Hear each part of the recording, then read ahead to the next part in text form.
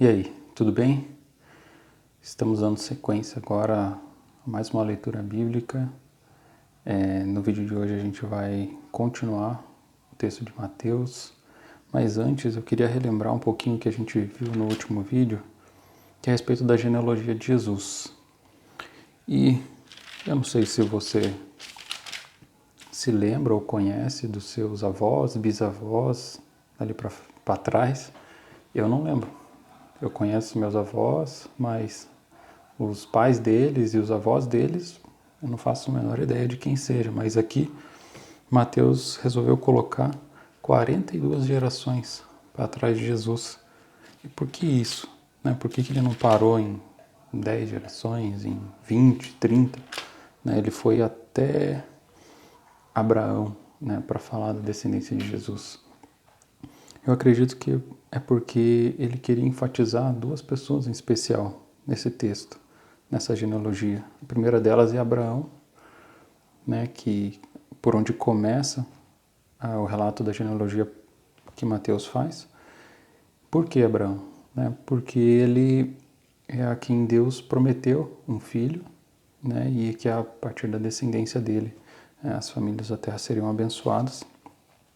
Mas o mais importante é porque, por meio de Jesus, a gente alcança a salvação pela fé, a fé que Abraão começou tendo.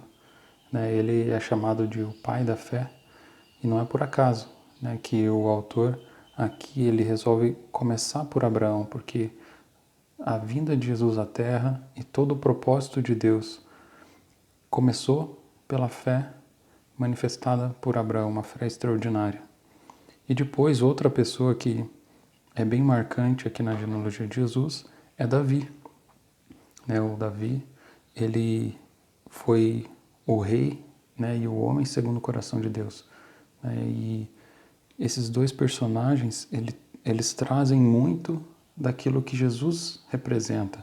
Representa a salvação por meio da fé e o reino, sabe? O rei eterno, o rei que ele veio como homem normal, como homem comum de nós, mas que Deus constituiu o rei sobre toda a terra e sobre o céu.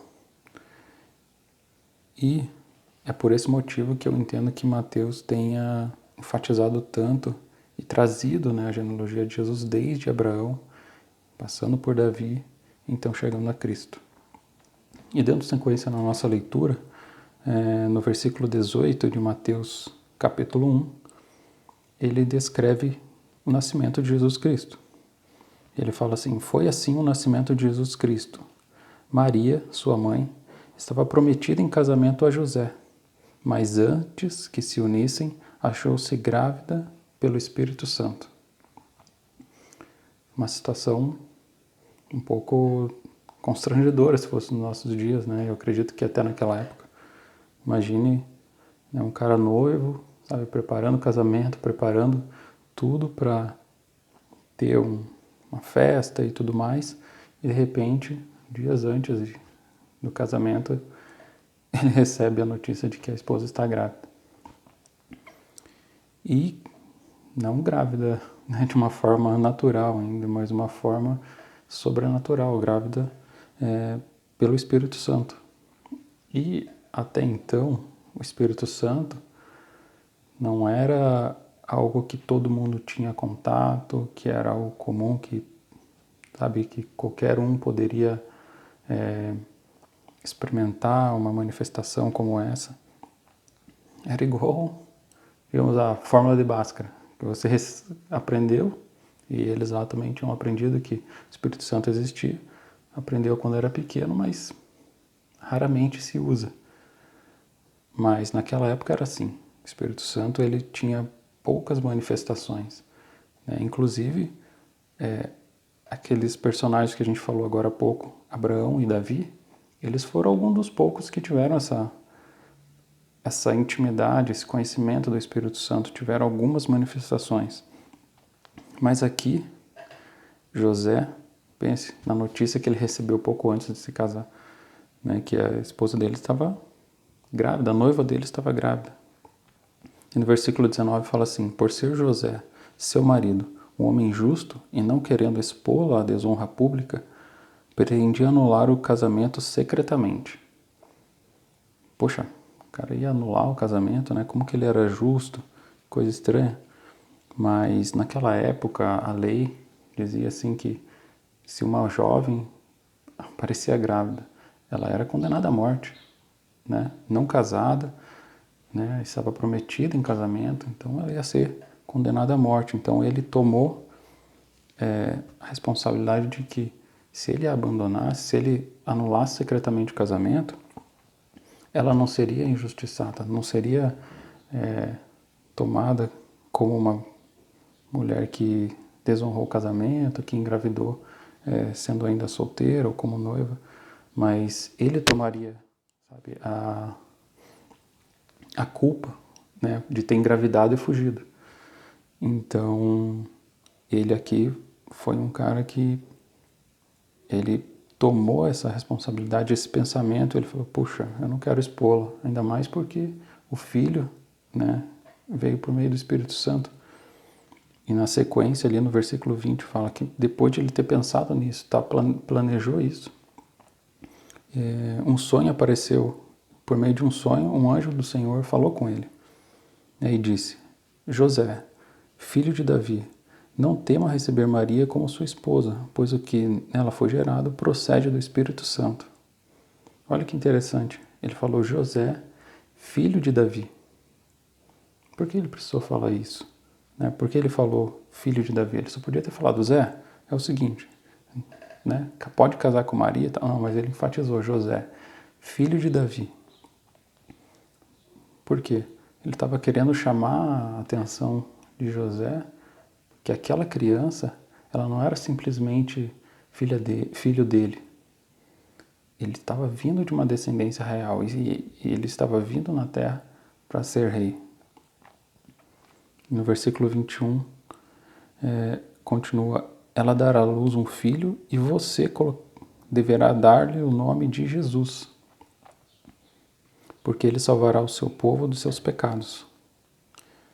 Então era a responsabilidade do pai e ali José assumiu essa criança, assumiu essa paternidade e ele deveria colocar o nome nessa criança de Jesus. E só o nome Jesus, o nome simplesmente, ele é a versão grega de Josué. E existiu vários Josués e vários Jesus na história da humanidade, mas Jesus Cristo, esse Cristo não é só um sobrenome, e nem é um sobrenome, mas é uma terminologia que representa o Messias, alguém que veio para salvar, que veio com uma missão de ser o Salvador.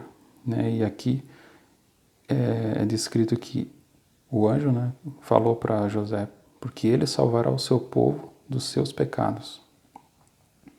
Então, a gente pode ver que José, ele era a descendência que veio de Davi, que veio de Judá, que veio de Abraão.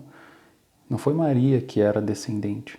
Então ele precisava estar ali, ele precisava se fazer presente para ele receber Jesus e colocar Jesus dentro dessa genealogia de bênção como filho de Davi e como descendente de Abraão.